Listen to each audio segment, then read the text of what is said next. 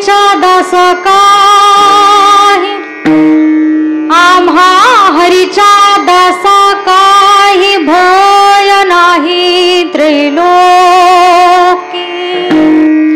देव मागे पुढे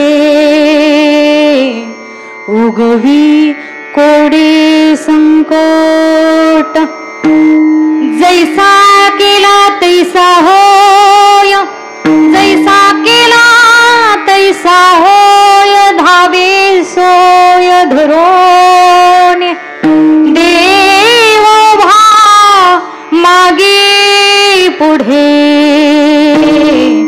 उगवी कोडे संकट तुका म्हणे असो सुखे गाव मुखे विठोबा देव मागे पुढे उगवी कोडे संकट समचरण सरोजम सांद्रणीलांबुदा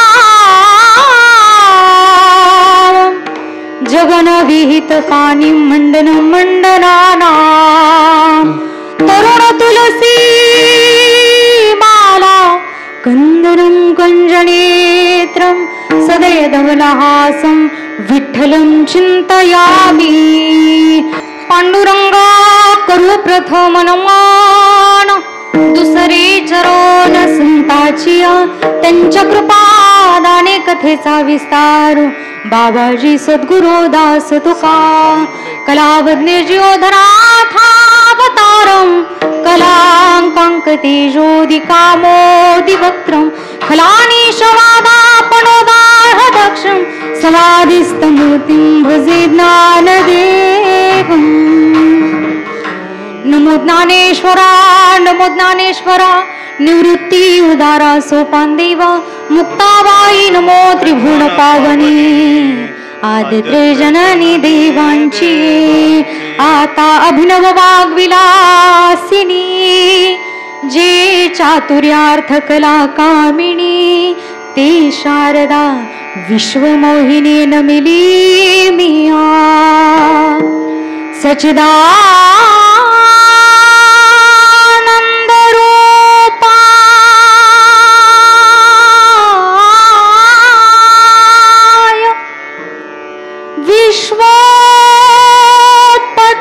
विश्वोत्पत्त्यादि हेतवे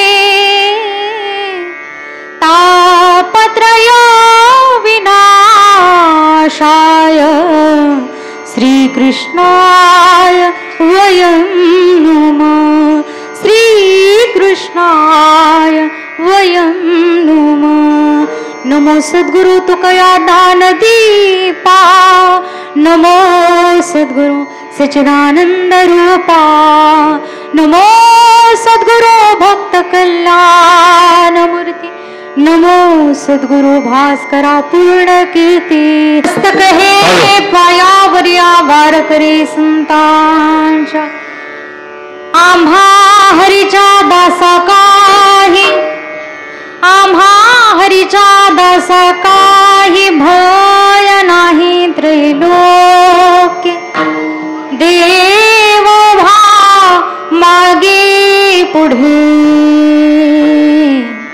उगवी कोडे संकट प्रस्तुत प्राप्त प्रसंगी प्राप्त स्थळी कीर्तनरूपी सेवेकरता निवडलेला अभंग विश्वमान्य विश्वाधिकारी विश्वप्रिय साधू संत वैराग्याचे मूर्तिमंत पुतळे देहूचे सुप्रसिद्ध साधू गाथारूपी पंचम वेद निर्माण करणारे अखिल विश्वाचे परमार्थ प्राण श्रीमंत श्री जगद्गुरु तुकोबाराय यांचा हरिदासाच्या जीवनाची धन्यता प्रगट करणारा अभंग तुमच्या माझ्या परिचयातला अभंग आज आपण सेवेकरता निवडलेला आहे. विठ्ठल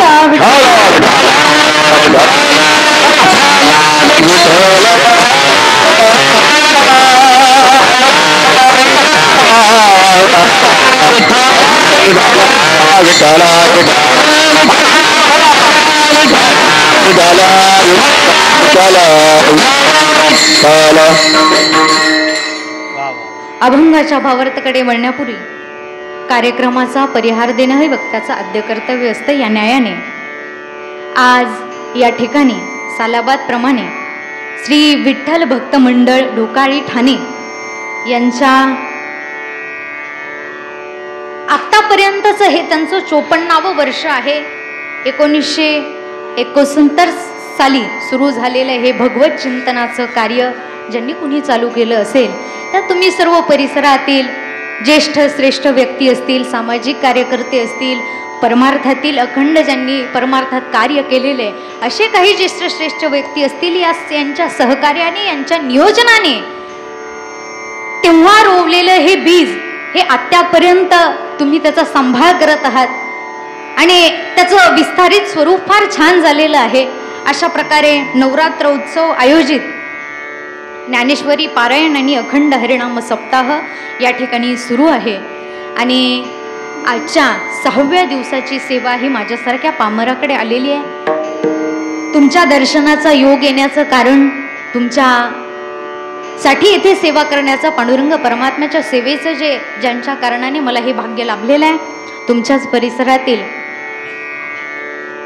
जे दाम्पत्य आहे दक्षता प्रशांत वाडेकर आणि प्रशांत वाडेकर त्यांचे माता पिता असतील, त्यांचं वाडेकर सर्व कुटुंब या कुटुंबाच्या आग्रहाखातर यांच्या प्रेमाने इथे तुमच्या दर्शनाचा योग आला. ज्यांनी या ठिकाणी आयोजित केलेलं आहे त्यांच्या पत्नीचा आज वाढदिवस आहे. तरी सुद्धा महाराज मला ही गोष्ट विशेषत्वाने सांगायची कीर्तनात अशी की आज सध्याचा जो काळ आहे, सध्याची जी परिस्थिती आहे, वाढदिवस केक सेलिब्रेशन यामध्ये लोकांना मोठे पण वाटू लागले. परंतु अशा काळामध्ये अशा परिस्थितीमध्ये सुद्धा यांच्यासारखी काही कुटुंब आहेत ज्यांनी परमार्थाची कास धरलेली आहे, भगवंताचं चिंतन व्हावं अशी ज्यांची इच्छा आहे, त्यांच्या प्रेमाखातर आज इथे येण्याचा योग आला. तसेच तुमच्या दर्शनाचा योग आला. या ठिकाणी तुमच्यासारखे ज्येष्ठ श्रेष्ठ व्यक्ती आहे. आता खरं सांगायचं तर इथं वातावरण असं आहे महाराज, गाणारे गांधर्वासारखे आहेत, ऐकणारे परीक्षितीसारखे आहेत, परंतु सांगणारे मात्र शुकाचार्य नाहीत. म्हणून माझ्या अल्पमतीप्रमाणे जेवढं बोलण्याचा आणि भगवान परमात्म्याचे आशीर्वाद समजून घेण्याचा प्रयत्न करावा.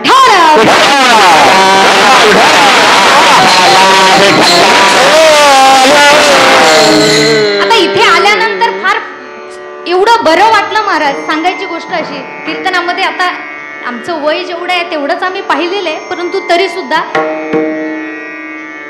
सांगायचं झालं, शहरामध्ये कीर्तनं असतात महाराज, कीर्तन असतात. आमच्यासारखी संस्थेत शिकलेले विद्यार्थी त्या ठिकाणी असतात. बाकी मला विशेष हे सांगायचं आहे की या ठिकाणी तुमच्यासारखी ज्येष्ठ व्यक्ती आहेत. शहरामध्ये परमार्थ थोडा का होईना पण लोक पावत चाललाय, जेणेकरून लोकांना वेळ नाही, त्यांचा दोष नाही, लोकांना वेळ देता येत नाही. परंतु अशा काळात सुद्धा ज्यांनी हे बीज अखंड या झाडाचा, या वृक्षाचा, अखंड चिंतनाचा ही जोपासना केलेली आहे अशी मंडळी फार कमी भेटतात शहराच्या ठिकाणी. ही गाणारी ऐकणारी असतात, परंतु गाणारी उभं राहणारी माहितीतली. आणि या ठिकाणी उत्तम गायनाचार्य आहेत, परिचय नाही तरी क्षमा असावी, वादक आहेत, मृदुंगाचार्य आहेत आणि नियोजन करते महान आहे. म्हणजे एक पाहिलं तर सर्व काही महान आहे, परंतु कीर्तनकार थोडे लहान आहेत. असो,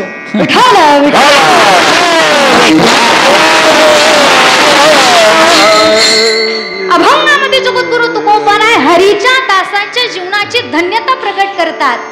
धन्यता काय आहे? जगद्गुरु तुकोबाराय सांगतात, आमचं जीवन याचं धन्य आहे की आम्ही हरीचे दास झालो. का हो? कारण जे साधायचं होतं ते साधलेलं आहे, जे प्राप्त करायचं ते प्राप्त झालेलं आहे, जे मिळवायचं होतं ते मिळालेलं आहे. मग जगद्गुरु तुकोबाराय सांगतात, असे काही जण प्रश्न करतात, बरं तुम्हाला मिळालं, तुम्ही दास्यत्व स्वीकारलं, नंतर काय झालं? अहो म्हटले, तुमच्यासारखं जीवन सामान्य माणसाचं जीवन जे भयभीत आहे असं काही जीवन राहिलेलं नाही महाराज. कारण देव उभा मागे पुढे, तो काय आहे तर मागे पुढे उभा आहे आणि या कारणाने कोणत्या गोष्टीचं भय राहिलेले नाही. बरं कोणतं संकट येईल, कोडं पडेल, काहीही असेल, मला चिंता करण्याची गरज नाही, कारण आम्ही हरीचे दास झालो. मग जगद्गुरु तुकोबाराय सांगतात की त्याला जसं काही बोलावलंय, तुम्ही ज्या रूपात बोलवा, जसं बोलवा तसं तो तिथे त्या ठिकाणी उभा राहणार आहे, चिंता करण्याची गरज नाही. मग माणूस ज्या सुखाकरिता धडपड करत असतो, जगद्गुरु तुकोबराय सांगतात जन्माला आल्यानंतर माणूस धडपड कशाला करतो?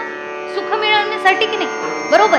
मग त्या सुखाची धडपड, ते जे सुख प्राप्त करायचंय ते सुख प्राप्त झालेलं आहे. ते सुख म्हणजे गाऊ नाम विठोबाचे. विठ्ठल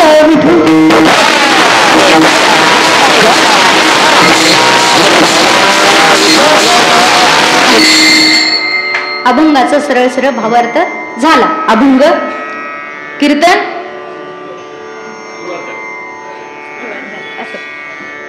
अभंगामध्ये जगद्गुरु तुकोबाराय धन्यता प्रकट करतात संतांच्या जीवनाची, हरिदासांच्या जीवनाची.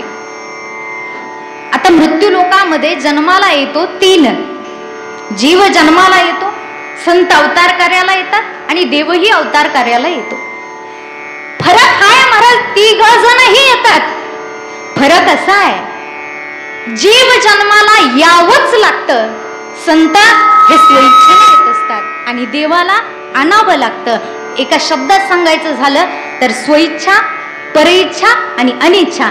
अनिच्छा जीवाची, अनिच्छा जीवाची, स्वइच्छा संतांची आणि परेच्छा देवाची. विठ्ठल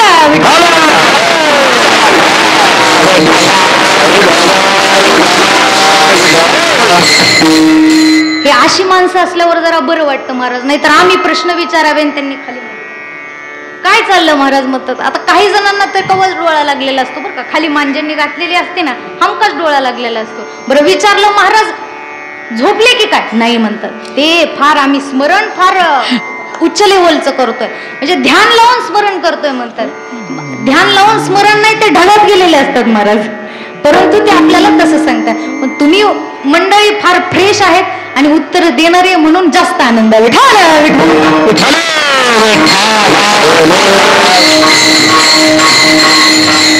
ज्याप्रमाणे सांगितलेलं आहे, जीवाला इच्छा नसली तरी जन्मालाही यावंच लागतं महाराज. कोणाची इच्छा? एवढं सगळं दुःख भोगल्यानंतर जन्माला आल्यापासून मरेपर्यंत एक प्रॉब्लेम संपत नाही महाराज. कीर्तनाला आल्यानंतर महाराज लोक आम्हाला सांगतात काय संसारामध्ये सुख नाही, काय संसारामध्ये सुख नाही महाराज, संसार फार दुःख रूप आहे. मग आम्ही म्हणतो चला मग आमच्या बरं. ते म्हणतात नाही नाही नाही, नातू अजून थोडा मोठा होऊ द्या मग येतो. तरी सुद्धा तिथूनही सोडत नाही. असो, संसारामध्ये जीवाची पुन्हा येण्याची इच्छा नाही. एवढं दुःख भोगल्यानंतर कुणाला पुन्हा यावं लागतं महाराज. ते कडाला टेकल्यानंतर बघा आपल्यासारखी माणसं अत्यंत म्हातारी झाले असतात, जेव्हा अत्यंत म्हातारी झालेली आहेत, आता काही नाही, आता यापुढे उपायही नाही पर्यायही नाही. आता माहिती आपण कधीतरी अशा ठिकाणी ते म्हणतात जन्मा येणे घडे पातकाचे मूळ आपोलिया फळ संचिताचे. बरं आपली इच्छा नसली महाराज, कितीही कंटाळलेलो असलो या संसाराला, तरी पुन्हा यावंच लागतं, कारण जन्मा येणे घडे. हा, किंवा या माणसाचा जन्म हे कशाप्रमाणे आहे तर उपजेते नाशे नाशिले ते पुनरपी दिसे घटिका यंत्र जैसे परिभ्रमेगा. पुन्हा पुन्हा या जन्माला येणं हे संसार आहे आणि या जीवाला यावंच लागतं. बरं इच्छा नसली तरी यावं लागतं. संत मात्र स्वइच्छेने येत असतात आणि देवाला आणावं लागतं. संत हे स्वइच्छेने येत असतात महाराज. हा, कशा करता? अवतार तुम्हा धरया कारण उद्धरया जन जड जीवा. संत हे स्वइच्छेने येत असतात.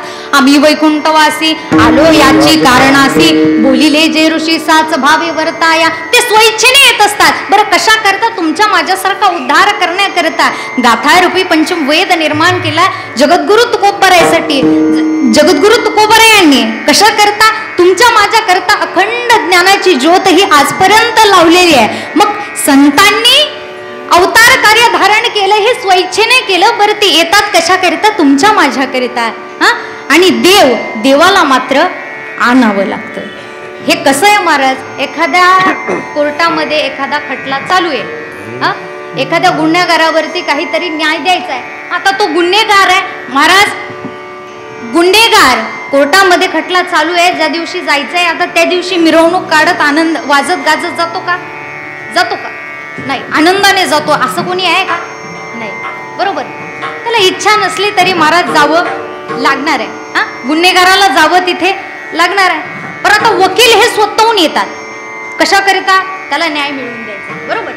वकील हे स्वतःहून येत असतात, त्याला न्याय मिळवून द्यायचा आहे. देवाला मात्र म्हणजे अर्थात न्यायाधीशांना हे आणावं लागतं. या ठिकाणी असं आहे, गुन्हेगार हा जीव आहे, त्या ठिकाणी आरोपी हा जीव आहे. हा येणारे वकील हे कोण आहेत? संत आहेत. आणि न्यायाधीश हा भगवान परमात्मा आहे, ज्याला आणावं लागतं. यदा यदा हि धर्मस्य ग्लानिर्भवति भारत अभ्युत्थानमधर्मस्य तदात्मानं सृजाम्यहम्. जेव्हा जेव्हा धर्म वाढीला लागेल आणि त्या ठिकाणी धर्माची स्थापना करायची असेल तेव्हा परमात्मा येतो. मग हे झालं प्रत्येक म्हणजे अर्थात जीव जन्माला आलं, कुणीही जन्माला आलं तरी त्याचा अवतार येण्याचं काही ना काहीतरी प्रयोजन आहे, बरोबर. तसं संत सांगतात आमच्या जीवनाचं काहीतरी प्रयोजन आहे. संतांच्या जीवनाचंही काही प्रयोजन आहे. मग त्या प्रयोजनानुसार आम्हाला या ठिकाणी इथे आल्यानंतर काय साधायचं? इथे आल्याला जीव मृत्यू लोकामध्ये जीव जन्माला येतो. महाराज नरदेह मिळालेला आहे. नरदेह हा दुर्लभ आहे. नरदेह दुर्लभ जाना शतवर्षाची गणना, त्यामध्ये दुःख यातना तुम्ही आठवा. काय नरदेह दुर्लभ आहे, पुन्हा मिळेल की नाही याची शाश्वती नाही. याच्या दोन बाजू आहेत महाराज या देहाच्या. एक तर हा देह दुर्लभ आहे, हा देह पुन्हा मिळेल का नाही याची शाश्वती नाही, आणि हा केव्हा जाईल याची शाश्वती नाही. मग याचा काही भरोसा आहे? एकदा त्यांनी पाठवलं यायचं, बरं जेव्हा तिकीट कटन तेव्हा मग असं कोणी म्हणतं का नाही मला 5-6 दिवस राहू द्या? बरं ते म्हणलं तरी कोण ऐकतं का? कारण एक तर महाराज या देहाचं महत्व असं आहे, देह दुर्लभ आहे, मिळणं कठीण आहे. भक्ती विनाजिने जळवला जिरवाने संसार भोगणे दुःख रूप एक एक योनी कोटी कोटी फेरा.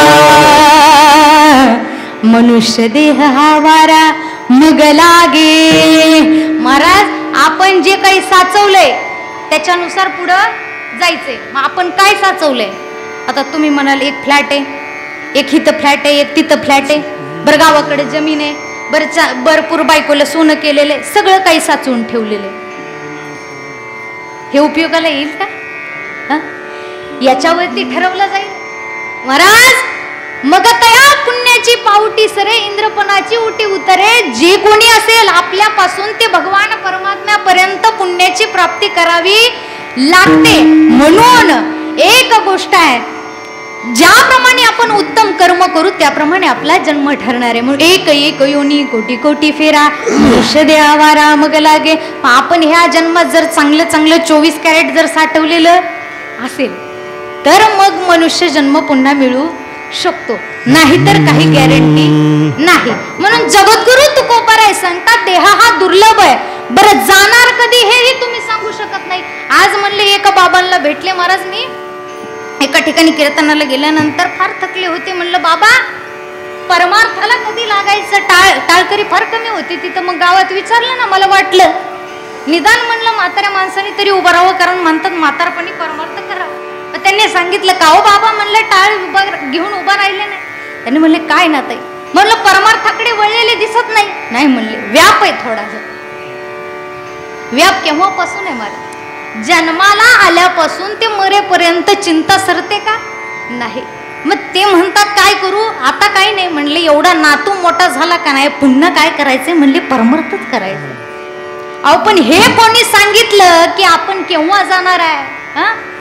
हे केव्हा जाणार आहे हे सांगू शकत नाही. एक लक्षात घ्या, माणूस जन्माला आल्यानंतर या संपत्तीचा गर्व फार करतो, मी हे कमावलं, मी ते कमावलं. महाराज ज्या ठिकाणी आपण जन्माला आलो, हा देह ज्या परमात्म्याने दिलेला आहे ना, हे आपल्यासाठी दिलेलं एक भाड्याने घर आहे. ज्या घरामध्ये आपल्याला राहायचं आहे, काही गोष्टी कमवायच्या, त्या म्हणजे परमार्थाची भक्ती साध्य करायची आहे. आणि देह हा पाचाचा आणि लावसना, हे भाड्याने मिळालेलं आहे. हे केव्हा जाईल याची शाश्वती नाही. महाराज अहंकार माणूस करत राहतो.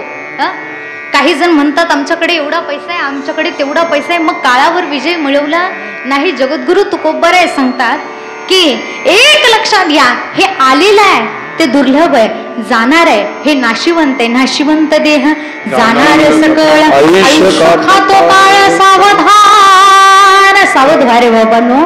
का?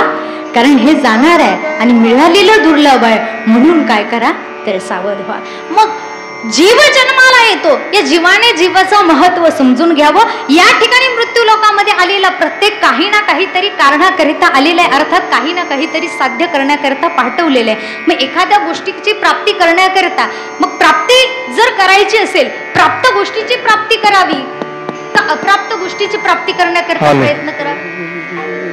प्राप्त गोष्टी प्राप्त करण्यासाठी प्रयत्न करण्याची गरज नाही, बरोबर. जी ऑलरेडी आहे आपल्याकडे त्याची प्राप्ती करण्याकरता प्रयत्न का करावे.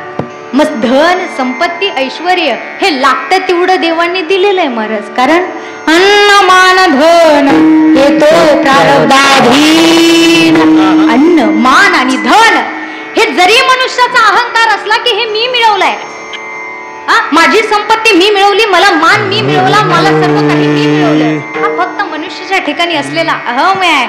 महाराज सांगतात अन्न मान धन हे तो प्रारब्धाधीन. नाथराय फार सुंदर उदाहरण देतात या गोष्टी करता की पक्षी अंगणी उतरती, पक्षी अंगणी उतरती जी का राहती तैसे असावे संसार जोडी प्राचीनाची दोरी. या संसारामध्ये थोडं विरक्त असावं महाराज. मी म्हणत नाही पैसे कमवू नका, काही गोष्टी भगवंताने अर्थात संत परंपरेने आपल्याला निवडून दिलेल्या आहेत. काही काळात गृहस्थाश्रम स्वीकारावं, काही काळात परमार्थ करावा, परंतु यामध्ये त्याच्यासाठीच सर्व काही आहे असं म्हणून चालणार नाही. मग एखादी गोष्ट प्राप्त आहे त्याकरिता माणसं प्रयत्न करत नाही, बरोबर. एखाद्या प्राप्त गोष्टीसाठी प्राप्त करण्याची किंवा त्यासाठी प्रयत्न करण्याची गरज पडत नाही. काही करा, शांततेत पुढे सरका, बाकीच्यांनी माझ्याकडे लक्ष द्या. तर लांबून आले मी. विठ्ठल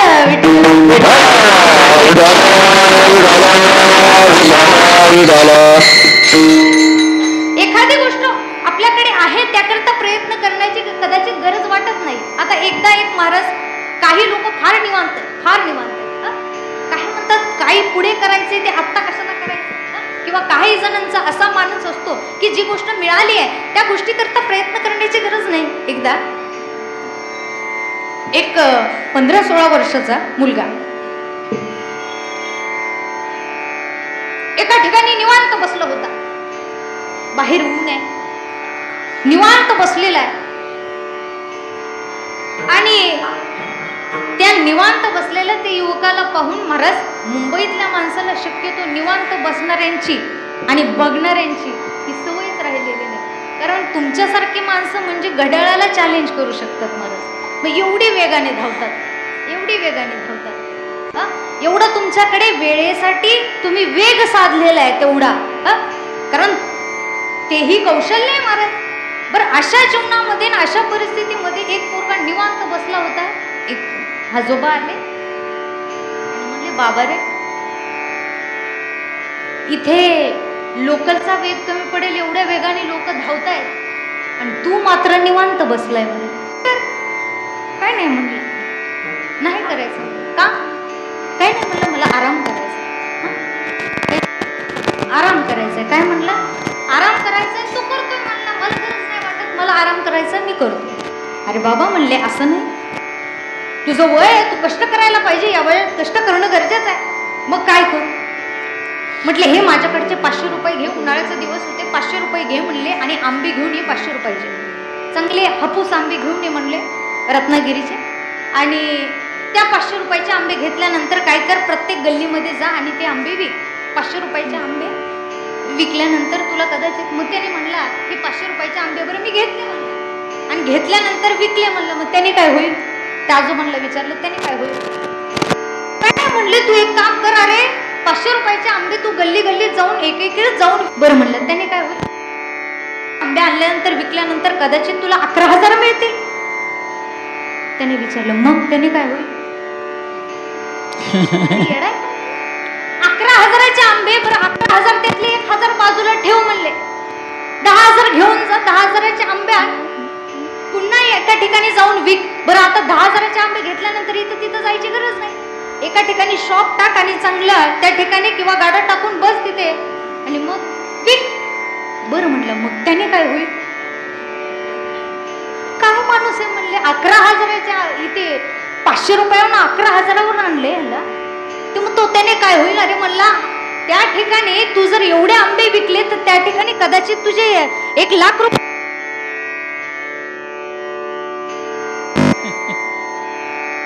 अरे म्हणलं, येडाय का? 1,00,000 रुपये तुला बिझनेस आणि जी गोष्ट प्राप्त करायची आहे असे म्हणजे ते आमचं प्राप्तीचं ठिकाण आणि ज्यामध्ये आमच्या देहाची धन्यता आहे. धन्य आम्ही जन्मालो दास विठोबाचे झालो.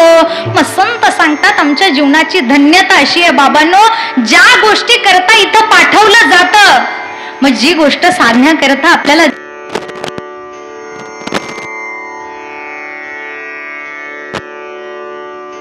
ज्याच्या करता दिली आहे त्याच्या करता वापरली पाहिजे ना, तरच त्या गोष्टीचा उपयोग आहे. देह कशा करता दिलेला आहे? भजनाकरिता, बरोबर. मग जी गोष्ट ज्याच्या करता दिली त्याच्या करता वापरली पाहिजे. चालू होता मागे आणि पाऊस चालू असल्यानंतर, आता पावसाचे दिवस आहे महाराज, एक व्यक्ती छत्री खरेदी करण्याकरता दुकानात गेला. काय? छत्री घेण्याकरता दुकानात गेला. पण आता छत्री घेण्याकरता दुकानात गेल्यावर म्हातारी माणसं आहेत, विचारतात म्हणले, कशी आहे छत्री, किती रुपयाला आहे, सगळं विचारल्यानंतर त्या दुकानदाराने सांगितलं, बाबा छत्री 1 नंबर आहे, छत्री 1 नंबर आहे, क्वालिटी आहे, जेवढे दिवस टिकवायची तेवढे दिवस टिकवायची, छत्री चांगली आहे म्हणले, कलर चांगला आहे, छत्री टिकणारी आहे, भरपूर आहे. बरं पैसे काय असतील ते 100 दुकानदार, पैसे इतके झाले म्हणलं. बरं म्हणलं, अरे म्हणले मला पैसे जाऊ दे, पैसे 4 पैसे वाढवून देतो, परंतु मला चांगली टिकणारी छत्री पाहिजे. काय म्हणला? चांगली टिकणारी छत्री पाहिजे. काय नाही म्हणलं, अहो म्हणले जवळ आहे तोपर्यंत टिकन,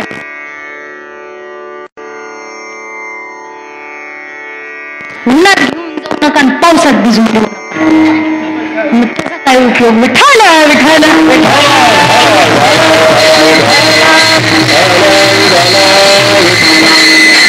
मग तसं या देहाला आल्यानंतर, या देहाला परमात्म्याने पाठवलंय का? याची देही घडे देवाचे भजन, म्हणून या देहाला लावलं. कशा करता? भगवान परमात्म्याचं चिंतन या देहामध्ये. हेतू पाठवलाय का नाही त्याच्या बरोबर. मग जी गोष्ट ज्याच्या करता दिली आहे त्याच्या करता नाही वापरली तर काय फायदा आहे का? बरोबर की नाही? मग तसंच या देहाच आहे. मग जगद्गुरु तुकोबराय सांगतात आम्ही धन्य आहोत. काय झालं? या देहाला येऊन त्या हरीचं काय आहे तर दासत्व स्वीकारलेलं आहे. मग हरीचं दासत्व स्वीकारल्यानंतर झालेला फायदा अभंगाचं प्रथम चरण. शास्त्री आहे, पंडित आहे, त्याला वादाची भीती आहे. जो विद्यामान आहे, ज्याला ज्ञानी आहे, परंतु महाराज कुठे गेल्यानंतर कोण कसा प्रश्न विचारेल सांगतात येत नाही. काहीही प्रश्न विचारतात आणि त्यात महाराज लोकांना सोडत नाही. महाराज ते जरा टप्प्यात सापडतात लोकांना, म्हणून त्यांना मात्र काहीही प्रश्न विचारतात. कोण काय विचारेल सांगता येत. मग अशा प्रश्न या ठिकाणी एकदा कीर्तनाला गेल्यानंतर विचारलं, सांगितलं म्हणजे जे पेरणार आहे ते उगवेल, जे पेरणार आहे ते उगवेल. बरोबर? जे पेरणार आहे तुम्ही ते उगवेल. त्या ठिकाणी विषय चालू होता. त्या ठिकाणी सर्व काही सांगितल्यानंतर एक आजोबा आले, म्हणले तुम्ही आजोबांना म्हणलं हे सांगितल्यानंतर तुम्ही फार हसले, म्हणले तुम्हाला पटलेलं दिसते. हो म्हणले, पण माझा एक प्रश्न होता. तुम्ही म्हणले जे पेराल ते उगवेल, जे पेराल ते उगवेल, म्हणले आम्ही शेंगदाणा पेरतो, भुईमुगाच्या वेळेस शेंगदाणा पेरतो, म्हणले त्याला टरपलं कुठून येते? येतं ते शेंगदाणा नाही येत म्हणले, फक्त टरपलं येतं म्हणले त्याला. म्हणजे असं कसं काय? काही लोक काय प्रश्न विचारते सांगता येत नाही मला. बरोबर कीर्तन करायला सोडत नाही. एकदा कीर्तन झालं प्रश्न, एक तर पंचपदी चालू असताना प्रश्न विचारला तर म्हणते ते महाराज चालू झाले आम्हाला जाऊ द्या. कीर्तन झाल्या प्रश्न विचारला त्याला उत्तर द्यावंच लागतं.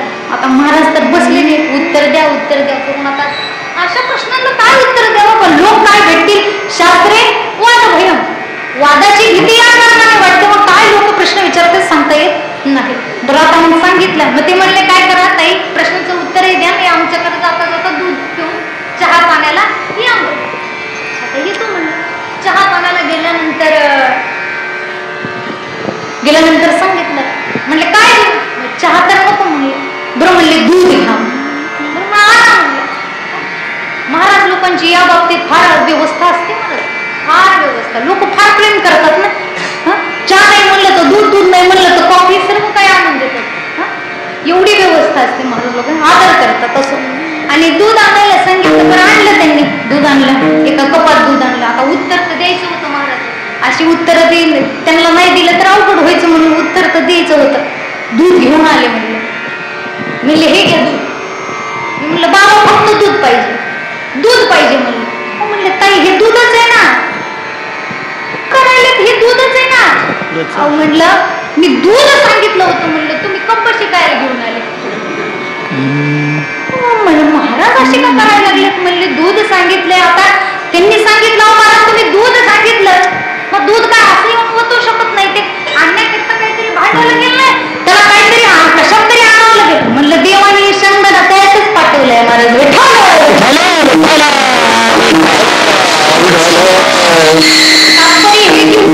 गरजेचं होतं. शास्त्रेवाद भयम तपेंद्रिय भयम, तपश्चर्या माने त्याला इंद्रियाची भीती आहे.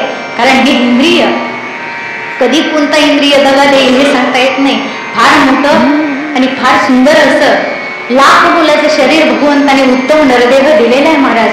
एखादा अवयव गेला तर कोटी रुपये खर्च करावे लागतात. बरं तेही ओरिजिनली हे सांगता येत नाही, बरोबर. मग परमात्म्याने दिलेलं आहे हे फार अनमोल आहे, फार सुंदर आहे. मात्र याचं स्मरण कधी कोणाला होत नाही, बरोबर देवाने. आणि जे आपण महाराज कसं होतं, संक्रांत जवळ आली होती आणि नवऱ्याने काय केलं, काय दागिना घ्यावा, दागिना घेत नाही, दागिना घेत नाही, दागिना घेत नाही म्हणून बाया. तर इकडे किलोनी सोनं साठलेलं असलं तरी चालू द्या, पण बाया म्हणणार नवऱ्याला दागिना घेत नाही, तुम्ही मला सोनं घेत नाही. बरं ठीक आहे. एक दिवस दागिने घ्यायचा, बरं संक्रांत जवळ आली म्हणून त्याने काय केलं, बायकोला नथनी आणली. नथनी काय, नथ ही बायकांना अतिशय प्रिय असते, अतिशय प्रिय. मग काय आता नथ आणली, बरं ती नवऱ्याने आणली. नथ आणली आणि त्या नवऱ्याने आणली. मग ढाकोळीच्या सगळ्या जेवढ्या गल्ल्या होत्या, जेवढी घरं होती तेवढी दाखवायला सुरुवात केली ना मायमौलीने. काय प्रत्येकीच्या घरी जायची, नाक हलवायची, म्हणायची.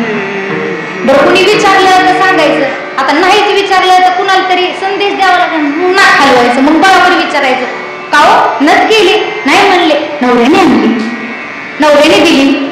सगळ्यांच्या घरी जायचं, ऐकलं का, माझ्या नवऱ्याने नथ आणली, माझ्या नवऱ्याने नथ आणली, माझ्या नवऱ्याने नथ आणली. सोन्याची नथ आहे, नवऱ्याने आणली, सोन्याची नथ आहे, नवऱ्याने आणली. प्रत्येकीच्या घरी जाऊन सांगितलं, महाराज मला काय केलं, नवऱ्याने नथ आणली. कबीरदासजी सांगतात, माता माऊल्या हो, नथनी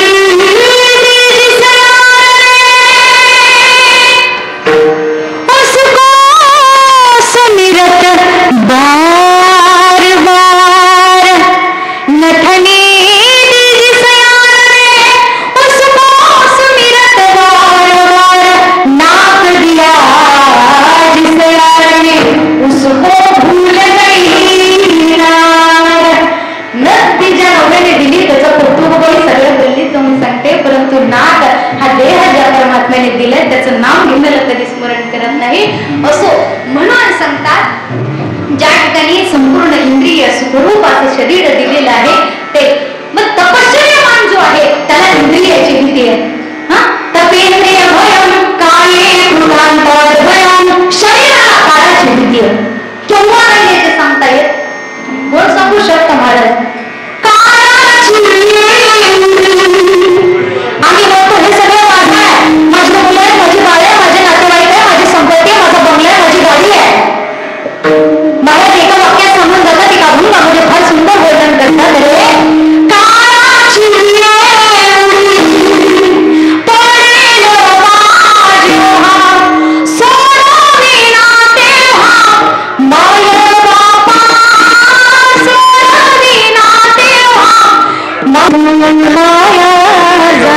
कारण बाबांनो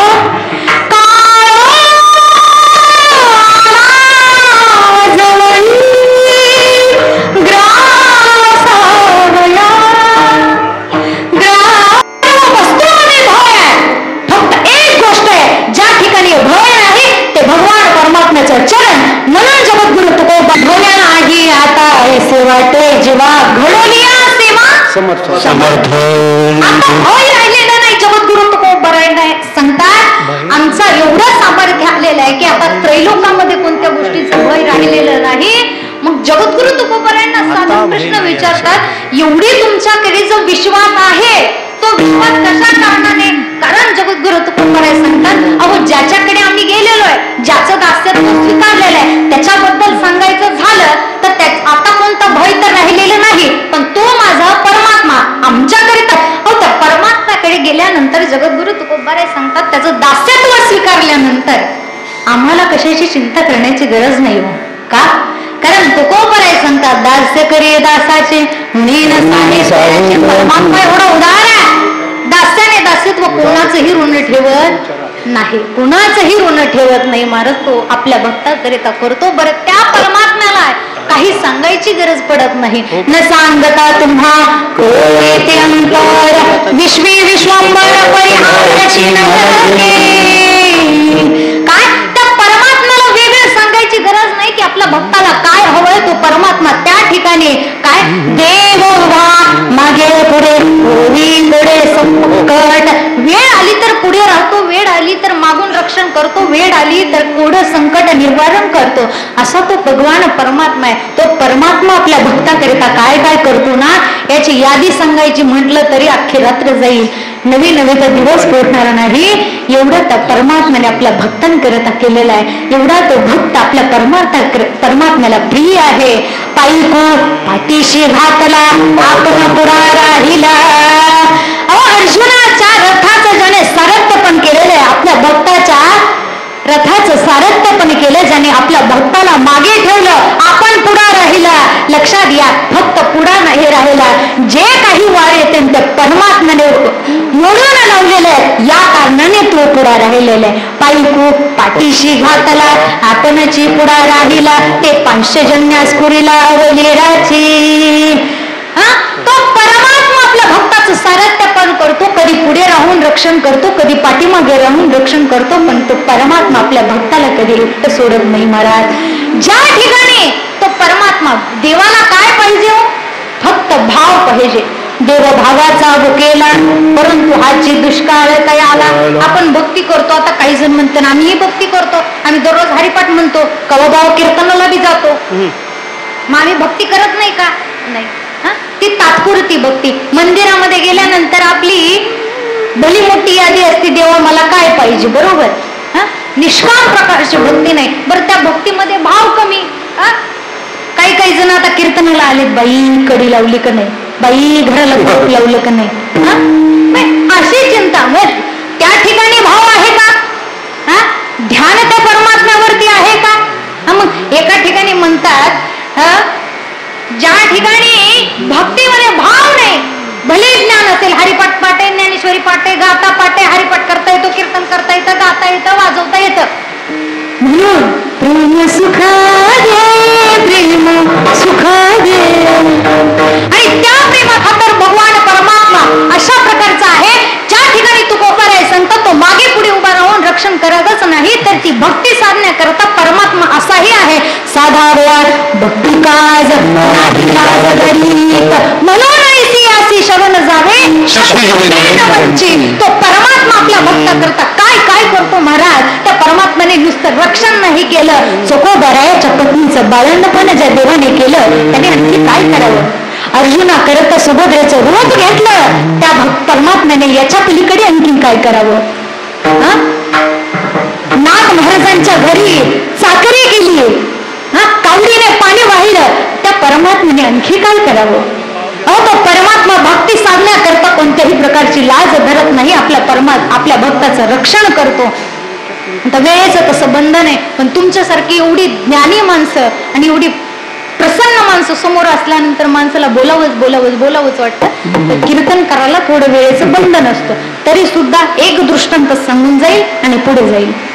या ठिकाणी भगवान परमात्मा वेगवेगळ्या प्रकारे आपल्या भक्ताचं रक्षण करत असतो. कुणाचं रक्षण नाही केलं, प्रत्येक भक्ताच्या मागे पुढे असा उभा असा तो परमात्मा होता. मीराबाई असेल, जनाबाई असेल, चोखोबा असतील, जगद्गुरु तुकोबाराय असतील, नामदेवराय असतील, एकनाथ महाराज असतील, असेल कुणालाही तर सोडलं नाही त्या परमात्म्याने. जनाबाईने तर काय भक्ती केली महाराज, काय भक्ती, काय विशेष केलं?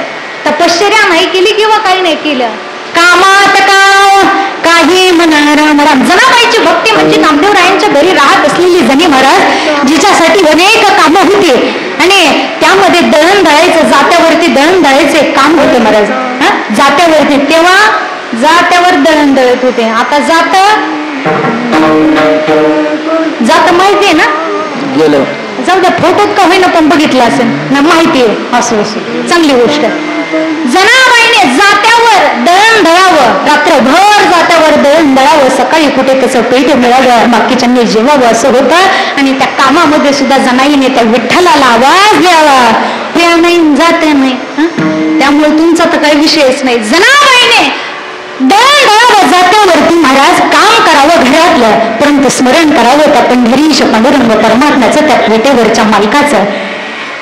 जनाबाई पहाटे दळण दळतात आणि दळण दळत असताना एवढ्या मोठ्या कुटुंबालाचं दळण दळायचं, जात्यावरती दळायचं. जनाबाईचा हात दुखू लागला महाराज आणि त्या ठिकाणी त्या जनाईला झोप लागली. दळण एवढं पडलेलं आहे, उद्या जनाईला प्रत्येकाला जेवण खाऊ घालायचं आहे आणि दळण तर झालेलं नाही. चिंता जनाईला नाही तर विटेवरच्या मालकाला आहे. पांडुरंग परमात्मा सर्व काही शांत झालं. शेजारती झाल्यानंतर पांडुरंग परमात्माने विटेवर उडी मारली आणि त्याने खुंटाला हात लावला. जनाबाईच्या महाराज तो पांडुरंग परमात्मा दळू लागतो. मला सांगायचं हे की मागे पुढे उभा राहे संभाळीत आलिया घाट निवाराया, की तो परमात्मा त्याने रात्रभर दळण दळलं आणि पुन्हा जेव्हा महाराज उठा आणि मग परमात्म्याला जाग आली महाराज. ज्या ठिकाणी जळण दळून दळून टेकला होता विठोबा, जाग आली घाईघाईने, तिथेच वापर सोडले आणि परमात्मा मंदिरामध्ये आला. मंदिरामध्ये आल्यानंतर आता शेज आरती होणार, त्या ठिकाणी भगवंताला स्नान झालं जाणार, कपडे घातले जाणार आणि त्या ठिकाणी आपली वस्त्र, त्या ठिकाणी आपला जे उपर्ण होतं त्या ठिकाणी सोडलं, दागिने जनाबाई कशी सोडले आणि जनाबाईची घोंगडी घेऊन परमात्मा कुठे म्हणते मी लांबू द्या, हे बरोबर त्या ठिकाणी विषयाला विषय लावून आपली साथ देतात. म्हणून आपलं काही 12-1 पर्यंत असंच चाललं बरोबर. मिले सुर मेरा तुम्हारा, यालाच म्हणतो सूत्र कशाला म्हणतो. पण तरी सुद्धा विषय काय चालला होता, परमात्माने वाका खांद्यावरती घेतली आणि पण भगवान परमात्मा विठोबा मंदिरामध्ये आलेले पुजाऱ्याने पाहिलं, भगवान परमात्म्याचे दागिने तर नाही, उपकरण नाही, तर काय आहे, वाकळ आहे, घोंगडी आहे. खांद्यावरती घोंगडी. मग सगळ्या पुजाऱ्यांनी ठरवलं, अरे दागिने चोरीला गेले, दागिने चोरीला गेली, चोर या ठिकाणी त्याची घोंगडी टाकून गेला. सर्व नगरामध्ये बातमी पसरली. उद्या सकाळी शोध सुरू करायचा, भगवान परमात्म्याचे दागिने चोरले कुणी, भगवान परमात्म्याचे दागिने चोरले कुणी. सगळ्या ठिकाणी दौंडी दिली आणि त्या ठिकाणी प्रत्येक घराची झडती ते घेऊ लागले. झडती घेतल्यानंतर शेवटी आलं नामदेवरायाचं घर आणि त्या घरामध्ये आपल्या जनाईची झोपडी. जनाईच्या घरी आल्यानंतर त्या ठिकाणी ही गोधडी, ही वाकळ कोणाची, सर्वांनी सांगितलं जनाईची आहे, जनाईची आहे, जनाईची आहे. जनाईच्या घराची झडती घ्यायला सुरुवात केली आणि तेव्हा भगवान परमात्म्याचे दागिने त्या ठिकाणी सापडलेले आहेत. सर्वांनी विचार केला, सांगितलं रे जनाई चोर आहे, जनाईने चोरी केली, भगवान परमात्म्याच्या दागिन्यांची चोरी केली आहे. जनाईला माहित नाही. देवा का रे विठोबा म्हणले. जनाबाईचा अधिकार एवढा मोठा होता महाराज, ती काय विठोबा राग आल्यानंतर अरे अरे विठ्या मूळ मायेच्या कारट्या, या शब्दात सुद्धा जनाबाई बोललेली आहे. जनाईला राग आला, वाईट वाटलं. देवा मग आता शिक्षा काय, जिने भगवान परमात्म्याच्या दागिने चोरीला गेले, चोरी केलेले, तिला काय करायचं तर सोळावर द्यायचा.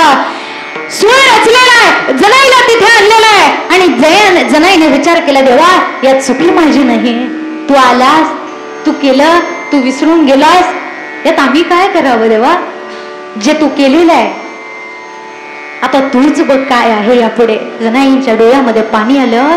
विठोबा तुझ्या भक्तीची जर एवढी मोठी शिक्षा असेल तर काय लोकांनी भक्ती करावी. म्हणून तेव्हा त्या ठिकाणी जनाबाई सांगतात की ओव्या गौनी स्वरात दासी जनीच्या घरात, ओव्या गौनी स्वरात दासी जनी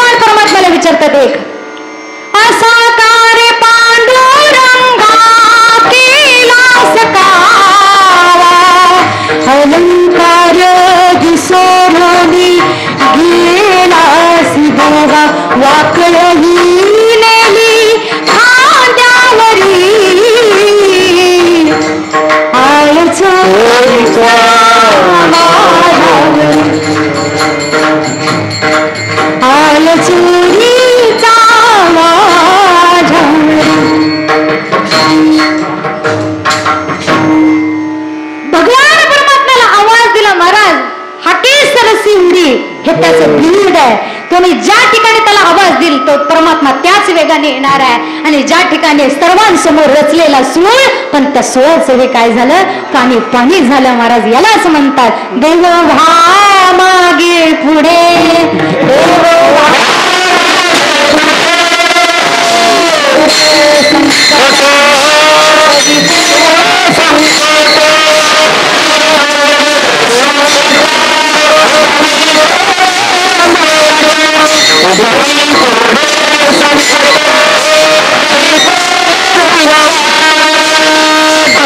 मागे पुढे उभा राहे सांभाळीत आलिया आघात निवाराया. मग जगद्गुरु तुकोबराय म्हणतात वेळ फार झालेली आहे तरी थोडस झवत घेते, क्षमा असावी. आणि जगद्गुरु तुकोबराय सांगतात तो परमात्मा मागे पुढे उभा राहतो. बरं त्याला आवाज देण्याकरता तुम्ही ज्या स्वरूपाचं ध्यान कराल, जैसा केला तैसा होय, जैसा केला तैसा होय, धावे सोय धरोनी. देव भा मागे पुढे उगवी कोडे संकट. महाराज ज्या तुम्ही ज्या स्वरूपाचं स्मरण केलं, जया चित्ती भाव जैसा तया जवळी देव तैसा, ज्या भावाने तुम्ही त्याला आवाज द्याल तो परमात्मा त्या भावाने येईल. म्हणून एकदा त्या परमात्म्याचं आपणही चिंतन करू. विठो